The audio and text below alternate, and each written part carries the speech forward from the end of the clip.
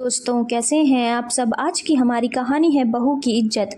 सुनिए जी, आपको कुछ कहना था मम्मी के बारे में। प्रीति ने अपने पति अमन से कहा। अमन तुनकते हुए बोला, अरे यार, फिर से शुरू मत हो जाना तुम।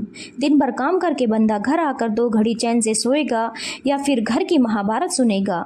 सोने दो मुझे चैन से और खुद भी सो जाओ। यह कहकर अमन सो गया और इधर प्रीति भी अपने आंसू एक कोने में दबाकर सोने की कोशिश करने लगी।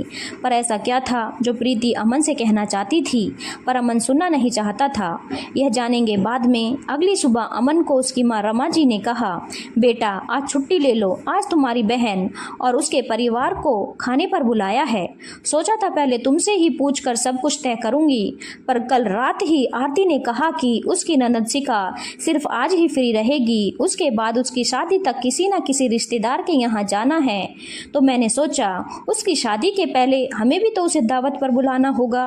तो यही सोचकर उसके परिवार को सुबह ही न्योता दे दिया। अब तुम सारे इंतजाम देख लेना, कुछ भी कमी नहीं होनी चाहिए बेटा। आखिरकार तुम्हारी बहन के सामने उसकी खानदान की इज्जत का सवाल है।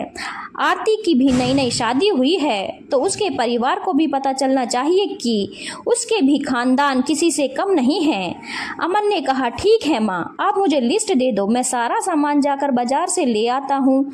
और फिर प्रीति की मदद भी तो करनी पड़ेगी ना। रमा जी इस पर अपनी आंखें तरेर कर कहती हैं, तू बस बाहर का काम देख ले, घर की रसोई के लिए हम हैं। उसके बाद अमन बाजार चला गया और उधर रमा जी प्रीति को क्या क्या बनेगा यह हिदायत देने लगी। थोड़ी देर में सारा सामान आ गया और प्रीति भी अपने काम पर लग गई। अमन प्रीति की मदद करने जैसे ही रसोई में जाता, रमा जी उसे किसी और काम में लगा देती। खैर प्रीति को तो इन सब की आदत थी, उसने बिना किसी से उम्मीद लगाए अपना सारा काम खत्म कर लिया। तरह तरह के पकवान की खुशबू से घर महक उठा।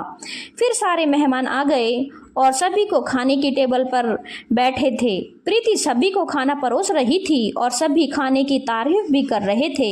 खाने का कार्यक्रम खत्म हुआ और मेहमान अपने घर चले गए। मेहमान को बाहर तक छोड़ने के बाद अमन प्रीति से कहता है, अब तुम भी खा लो, फिर साथ में रसोई का काम निपटा लेंगे। तब तक मैं अपने कमरे में ही हूँ, तुम्हारा खाना हो जाए तो मुझे बुला लेना। यह कहकर अमन अपने कमरे में चला गया। थोड़ी देर बाद अमन देखता है कि काफ़ी देर हो गई पर प्रीति नहीं आई उसे बुलाने, इसलिए वह खुद ही रसोई में चला गया। तो देखता है प्रीति रसोई में जमीन पर बैठकर ही खाना खा रही है। पर अमन यह देखकर हैरान था कि घर पर इतने पकवान बने हैं और यह सिर्फ दाल चावल और एक सब्जी ही खा रही है। पनीर के कोफ्ते भी तो बने थे जो कि प्रीति के पसंदीदा में से एक हैं, पर उसकी थाली में नहीं है। तो उसने उत्सुकतावश पूछा, प्रीति आज तो इतने सारे पकवान बने हैं और तुम बस दाल चावल और भरवा बैंगन ही लेकर बैठी हो, पनीर के कोफ्ते नहीं लिए? प्रीति बोली, वह क्या है ना, जोरों की भूख लगी थी तो जो सामने आया फटाफट लेकर बैठ गई। छोड़िए बस, अब तो खाना भी हो गया। अमन बोला, रुको मैं देता हूँ, पता है तुम सभी के लिए करोगी पर अपने लिए ऐसे ही काम चोरी करोगी। कहाँ रखा है सारा सामान? फ्रिज में ना? रुको मैं देता हूँ। इससे पहले प्रीति कुछ और कह पाती, अमन फ्रिज खोलने लगा, पर यह देखकर वह हैरान हो जाता है कि फ्रिज लॉक है। प्रीति अब अपने आंसू छुपाते हुए खाने पर अपनी नजरें गड़ाकर खाना खाने की एक्टिंग करने लगी। पर अमन अब समझ चुका था कि उस रात प्रीति उसे क्या कहना चाह रही थी, पर वह चुपचाप वहां से चला गया और इधर प्रीति फूट फूट कर रोने लगी। अब जब सभी रात में खाना खाने बैठे तो प्रीति को रमा जी ने कहा, कोफ्ते अमन को दे दो पहले, फिर जो बचे मुझे दे देना। अमन बोला, मम्मी मुझे नहीं खाना कोई कोफ्ता, और आज से प्रीति जो खाएगी मैं भी वही खाऊंगा। जिस घर में अपने खानदान की इज्जत कम ना हो इसीलिए इतने पकवान बनाए जाते हैं, और जो खानदान की इज्जत बचा रही है उसकी मेहनत को कोई देखना नहीं चाहता, उसे ही अच्छा खाना नसीब नहीं होता। क्या करेंगी ऐसे दिखावे की इज्जत का? प्रीति गरीब परिवार से है, सब कुछ चुपचाप सह लेती है, लेकिन याद रखना मम्मी, घर की नींव संभाल कर उसी ने रखा है, पर आपको तो वही बातें याद रखकर जीना है। तो आज आप एक और बात अच्छे से सुनो और समझ लो, जब आपको हमारी जरूरत सबसे ज्यादा होगी उस वक्त सबसे बदला हुआ आपको अपना बेटा ही नजर आएगा। आज आप जो प्रीति के साथ कर रही हैं, एक दिन अगर वही प्रीति ने आपके साथ किया तो फिर आप उसके लिए भी तैयार रहना। मुझे पता है कि प्रीति ऐसा कुछ नहीं करेगी, पर अगर मैं प्रीति की जगह होता तो मैं जरूर करता। मैं तो हैरान हूँ आप हमेशा से ऐसा ही करती आई और इसने आज तक अपने होठों को इस तरह सिल कर रखा। मैं बस यही सोचता रहा कि यह बेवजह बस शिकायत करती है और मैंने कभी इसकी बात नहीं मानी क्योंकि मुझे इससे ज़्यादा आप पर भरोसा था।